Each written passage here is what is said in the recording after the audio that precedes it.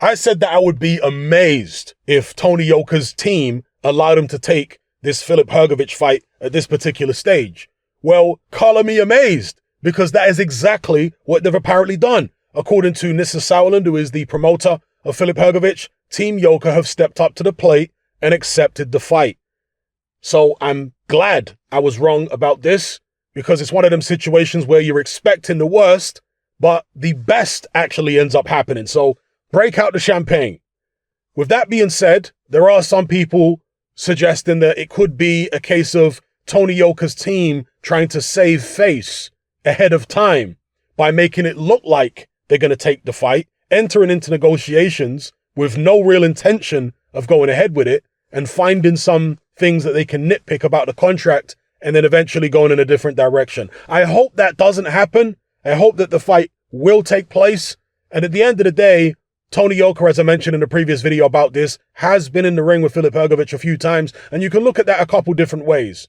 Some people could look at it and say, well, Yoka knows that he was fortunate to get the last decision over Hrgovic in the Olympics. He knows how good Hrgovic is, so he's not going to be keen on getting in the ring with him himself. It's not so much his team, but Yoka himself.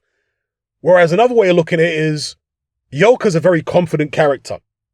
If you've followed this guy's career, I don't speak French, I don't read French, but I do know a couple of French people who tell me certain things about Yoka. And also from the interviews that I've watched and just looking at the guy and his body language, he comes across as a very, very confident character. Very confident. Some would say arrogant. In fact, there's a French guy I know, he's probably going to be in the comments of this video talking about it. But he says in France, a lot of people actually don't like Tony Yoka because of the fact that he comes across as arrogant. So he's a very, very confident character, this guy. And perhaps he genuinely thinks that he can beat Filip Hrgovic. You know, he's improved definitely as a pro. If you compare Tony Yoka now to what he was like in the Olympics, in the Olympics, he wasn't sitting down in his shots. He was throwing all these arm punches, whereas now he sits down in his shots much better. He's improved tremendously under Virgil Hunter. And maybe he feels on top of the world. Maybe his confidence is so high, he's thinking, you know what, I'll fight this Hrgovic guy. I'm not scared of him. I've been in the ring with him 3 times before. Yeah, I'll take this world title eliminator. And on top of that, how old is Tony Yoka at this point? He must be, late 20s, early 30s? So the clock is ticking, and lots of his fights have been cancelled in the past.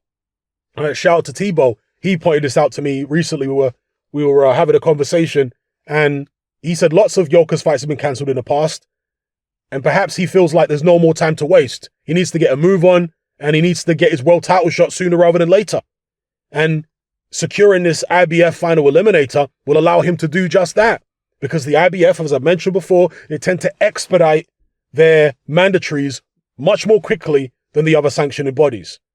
And so it could be, 4, 5, 6, 7 months? If Tony Yoka was to fight Filip Hrgovic and let's say win, he probably won't have to wait long to get his mandatory for the IBF.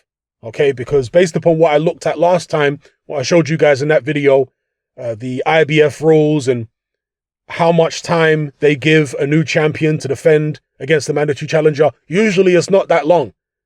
Okay, so yeah, let's hope that this fight between Tony Yoka and Filip Hrgovic does take place. And if it does, who you guys picking?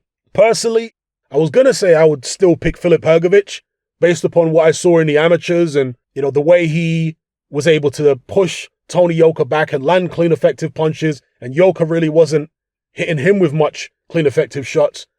But the one thing which is making me hesitant to pick Hrgovic again as a pro is the fact that Hrgovic's competition has been so poor compared to Yoka's competition. Yoka's competition hasn't been amazing, but I would say overall it's been better than Filip Hrgovic's competition.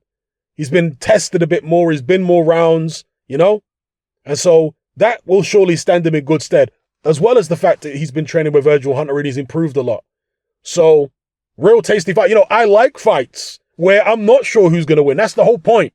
Where it's a real 50-50, where in my head, it's a toss-up and it could go either way. And this is one of those fights, at least to me, in my mind. I slightly favor Hrgovic, and in the end, right, as we run in the, as we're in the run-up to this fight, if it goes ahead, I probably will end up picking Hrgovic, but maybe 55-45, something like that. Let me know what you guys think in the comments below.